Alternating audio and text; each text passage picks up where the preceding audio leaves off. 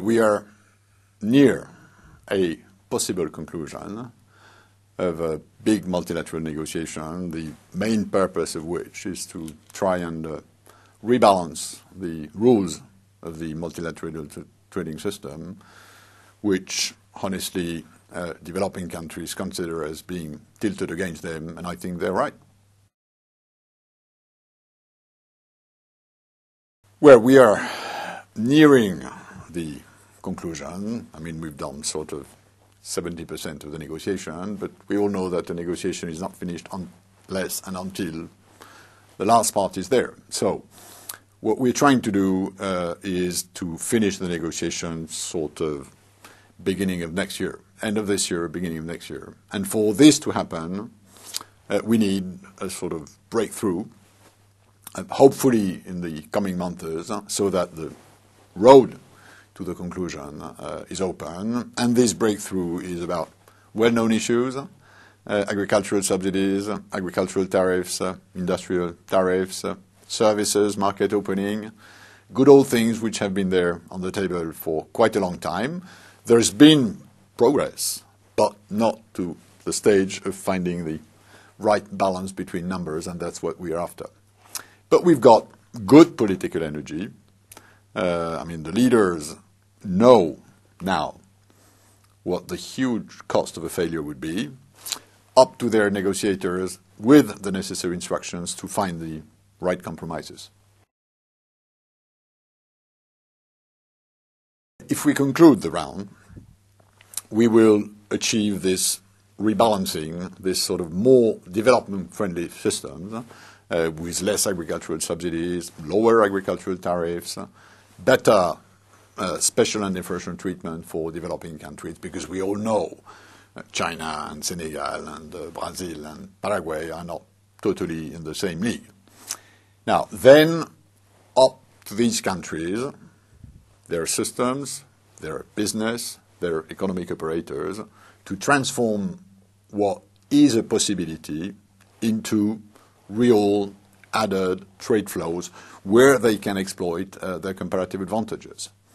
So it's the road open to new trade flows, but, you know, we're in the business of opening trade, removing obstacles to trade.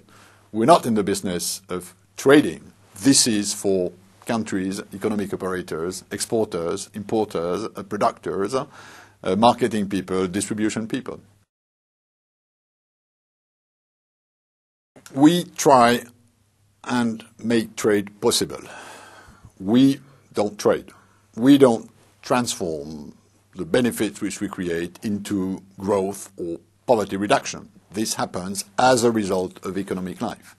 Now, if I'm a European, or if I'm an American, or if I'm a Japanese, frontiers go down, I sell more, I'm happy. If I belong to a developing country, I need the necessary infrastructure. I need the necessary capacity. And many developing countries, not all, do not have this capacity to trade. If I want to export flowers, I need refrigeration. I need railroads. I need roads.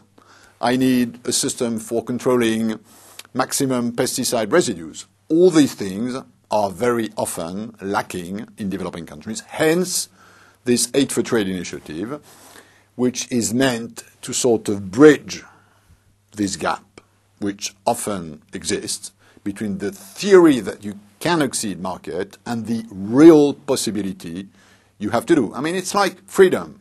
You know, proclaiming freedom is one thing, making sure that it's incarnated is another thing, and this is what Aid for Trade is about, and this is why we need donors to do more and to focus more of what they do on trade-related capacity building and technical assistance, whether they are bilateral donors or multilateral donors.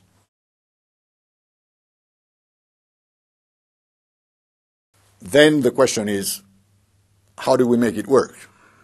Now, we've been entrusted with a specific mandate, which is mobilizing, monitoring, evaluating Aid for Trade. And we have to do this on both sides. Do the donors honor the commitments they've taken? And this is public scrutiny. It's a sort of transparency exercise which increases accountability.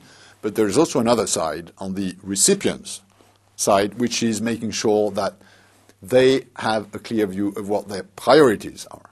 It's, again, fine to have money available, but you need a strategy, you need priorities, you need to know whether you will start with harbour, roads, electricity grids, or standard about food safety or about industrial safety. That's what recipient countries have to do, and they've got to insert this trade dimension into their national development strategies.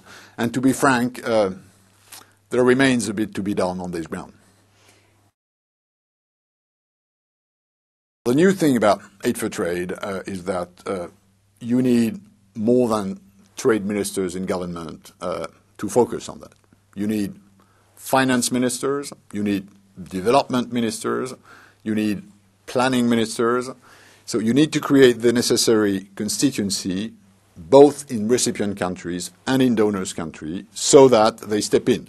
And I've been, together with Valentine Rugwabiza, I've been spending quite a lot of time making sure that finance ministers in Africa, for instance, step in, and there is a rather positive reaction at this stage. We, WTO, are in the business of making things possible. Organizations like the ITC are in the business of making things happen. And this is a specific capacity which we don't have in WTO. We don't run projects. We don't run programs.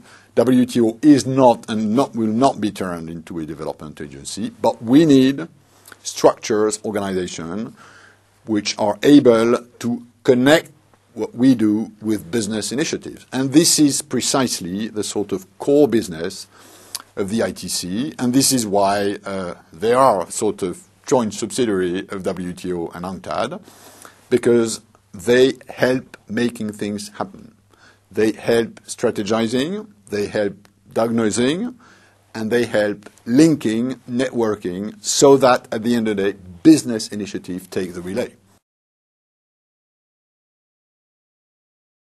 The WTO-ITC partnership has been there for a long time, and we support, and I personally support what they do.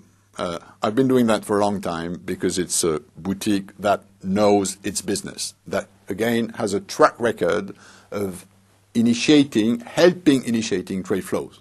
And when you look at the numbers, that's clear. Now, we have to do more of that. If Aid for Trade really results in more resources, ITC will benefit from a sort of more favorable wind, and it has to be as client-oriented as possible. And I understand this is what Patricia Francis is trying to do, and she's got all my support. I know what she's after. ITC has big assets. It has a few things which it could do better, and we will help her doing that. There are a number of avenues for moving forward. Of course, within this sort of Aid for Trade initiative, ITC has its own role. I mean, UNIDO, UNCTAD, the World Bank also have their own role. But what ITC can do is, again, what it does well, which is, publication of tariff, for instance, the sort of data bank which is available to business so that they don't have to give 50 phone calls when they want to export something.